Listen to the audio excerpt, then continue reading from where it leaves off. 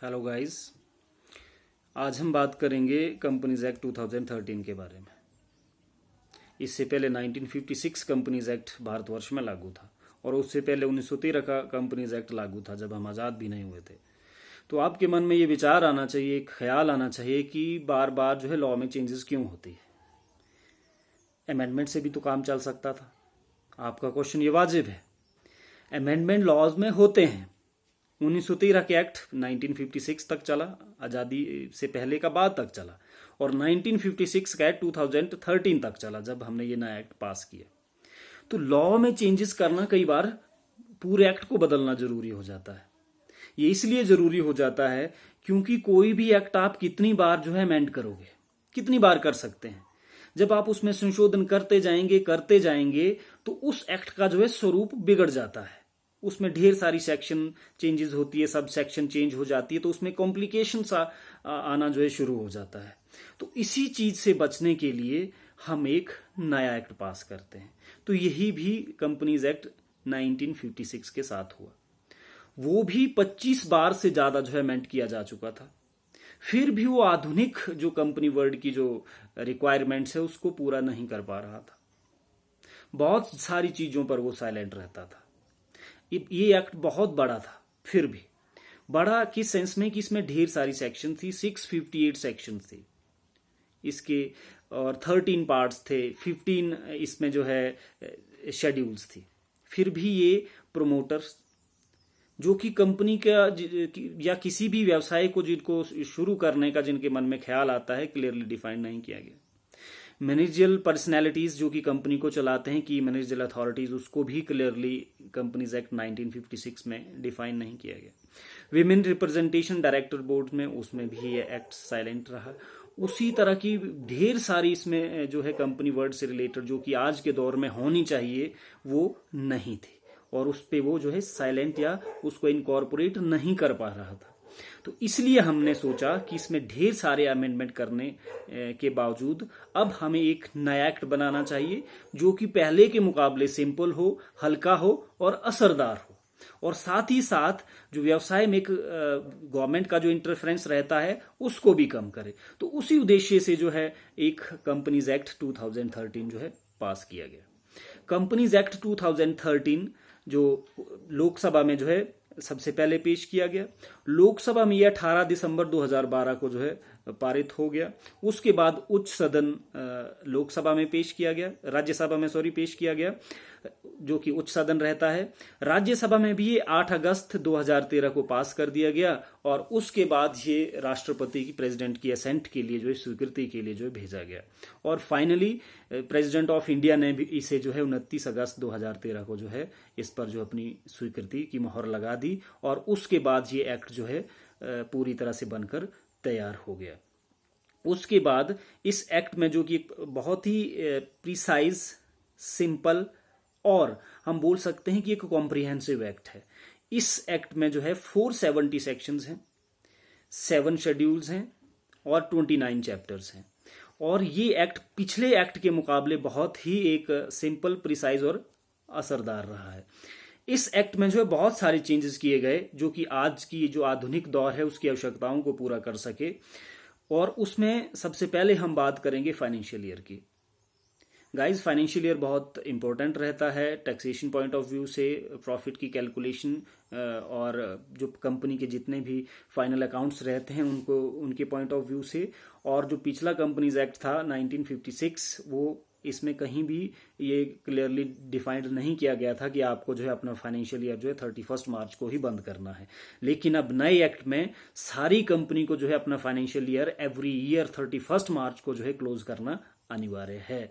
हाँ, ये उन कंपनियों के केसेस में रिलैक्सेशन एक्सेप्शन हो सकता है जो कि फॉरेन कंपनी की जो सब्सिडरी हो या होल्डिंग कंपनीज हो, वो कंपनी नेशनल लॉ ट्रिब्यूनल से परमिशन लेके इसमें जो है चेंजेस कर सकती हैं। उसके बाद इसमें उन लोगों का बहुत ख्याल रखा गया जो कि एक खुद ही कंपनी बनाना चाहते हैं और छोटी सी कंपनी बनाना चाहते हैं। तो इसी चीज को ध्यान में रखते हुए जो कंपनीज एक्ट 2013 में एक बहुत ही प्यारा सा पोर्शन जोड़ा गया जिसे 1 man company, 1 person company OPC और स्मॉल कंपनी जो है एक नया तरह का कंसेप्ट इसमें जोड़ा गया। मीन्स अगर आपको लगता है कि आप अकेले ही कंपनी बनाना चाहते हैं या आप छोटी सी कंपनी बनाना चाहते हैं और company type of business organisation का आनंद लेना चाहते हैं तो आप जो है इसकी ओर जा सकते हैं। तो ये एक बहुत ही इंपॉर्टेंट कंसेप्ट जो है इस एक्ट में जोड़ा गया। उसके बाद डोरमेंट कंपनी का कंसेप्ट भी जोड़ा गया। डोरमेंट कंपनी मीन्स आप फ्यूचर के किसी प्रोजेक्ट को बनाने के लिए, पूरा करने के लिए कंपनी बना रहे हैं, या आपकी एसेट्स को ऑनर करना चाहते हैं, होल्ड करना चाहते हैं, या आप किसी इंटेलेक्चुअल प्रॉपर्टी राइट को जो है रखते हैं। तो उस तरह की कंपनीज को जो है डोरमेंट कंपनी की श्रेणी में जो है एक अलग तरह की श्रेणी में रखा गया। उसके बाद ऑडिटर्स की भी इसमें बात की गई है। ऑडिटर मीन्स जो कंपनी अकाउंट्स को ट्रू और फेयर का सर्टिफिकेट देते हैं, जिससे हमें लगता है कि अब नहीं, ये कंपनी में कोई भी गड़बड़ और फ्रॉड नहीं रहा। उसके बारे में भी नए कंपनी एक्ट में जो है बदलाव किया गया। अब जो है ऑडिटर बाय रोटेशन जो है 6th एनुअल जनरल मीटिंग तक जो है उस कंपनी में बना रहेगा। मीन्स उसका टेन्योर जो रहेगा वो 5 साल का रहेगा। पहले ये एवरी 1 ईयर का रहता था। उसके बाद एक बहुत ही महत्वपूर्ण, जो कंपनी की मैनेजमेंट करते हैं डायरेक्टर्स, उसमें भी काफी सारे बदलाव जो इस एक्ट में किए गए। डायरेक्टर जो कि कंपनी में पहले 12 रहते थे कुल, अब उसकी संख्या बढ़ाकर 15 कर दी गई। उसके बाद कोई भी व्यक्ति पहले सिर्फ 15 कंपनी का डायरेक्टर बन सकता था, अब उसकी सीमा ये बढ़ाकर जो है 20 तक कर दी गई है। लेकिन उसमें आप कम से कम जो है डायरेक्टर जो है पब्लिक लिमिटेड कंपनी के 10 तक रह सकते हैं। उससे ज़्यादा में आप जो है डायरेक्टर नहीं बन सकते, और कुल संख्या ये जो है 20 कर दी गई। उसके बाद जो एक विमेन रिप्रेजेंटेशन भी बोर्ड ऑफ डायरेक्टर्स में जो है रखा गया। अगर आपका नेटवर्थ पेड अप कैपिटल किसी भी लिस्टेड कंपनी का और पब्लिक कंपनी का 100 करोड़ से ऊपर इंडियन रूपी में, या टर्नओवर मींस सेल 300 करोड़ से ऊपर चला जाता है, तो it is mandatory to appoint women director on the board of director. तो ये भी एक नई बात इसमें रखी गई थी। उसके बाद independent director. Independent director means 1/3 director आपका जो है बोर्ड में जो है इंडिपेंडेंट डायरेक्टर रहना चाहिए, टोटल डायरेक्टर का 1/3। उसके बाद जो डायरेक्टर्स को लोन कंपनी देती थी, जो कंपनी से लोन लिया जाता था, वो भी इसमें एक बदलाव कर दिया गया। अब आप पहले की तरह आसानी से एज ए डायरेक्टर जो है कंपनी से लोन नहीं ले सकते हैं, और ये बदलाव जो है कंपनी की सुरक्षा को देखकर जो है किया गया है। उसके बाद resident director. Resident director means कि आपको जो है कंपनी में कम से कम बोर्ड में डायरेक्टर में जो है एक डायरेक्टर ऐसा रखना है जो कि इंडियन रेजिडेंट हो। रेजिडेंट मीन जो आपका जो है कम से कम भारत में 182 डेज और उससे ज्यादा जो है भारतवर्ष में रहा हो, तो वैसा एक डायरेक्टर अब आपके कंपनी बोर्ड में जो हर साल रहना चाहिए। उसके बाद जो है इसमें एक जो महत्वपूर्ण जो चेंज किया गया वो था membership of private limited company. उसकी जो संख्या पहले रहती थी मैक्सिमम 50 रहती थी, now it has been increase to 200 members. तो ये भी एक महत्वपूर्ण जो है इसमें बदलाव किया गया था।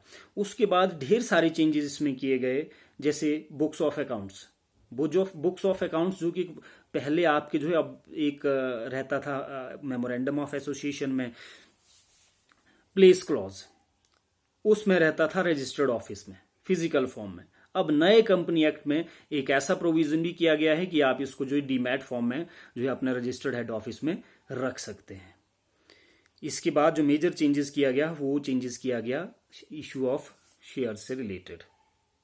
शेयर्स पहले आप एट पार यानी सममूल्य पर, प्रीमियम पर और डिस्काउंट पर जो है इशू कर सकते थे। नए कंपनी एक्ट में सेक्शन 53 और 54 जोड़ा गया, और 53 ये कहता है कि अब आप जो है शेयर्स को डिस्काउंट पर इशू ओरिजिनली नहीं करेंगे।